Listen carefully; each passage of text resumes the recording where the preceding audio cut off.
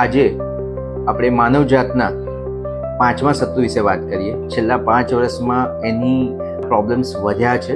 V called it in medical language respiratory problems. પ્રદૂષણને કારણે, એલર્જીને કારણે અને આર્ટિફિશિયલ સ્વીટનર અને આર્ટિફિશિયલ કેમિકલ યુઝ કરવાને કારણે જાતના શ્વાસના રોગો થતા જોવા મળે છે અને જેના કારણે લોકોમાં શ્વાસના રોગોની અવેરનેસ, રેસ્પિરેટરી પ્રોબ્લેમની અવેરનેસ બહુ વધી છે.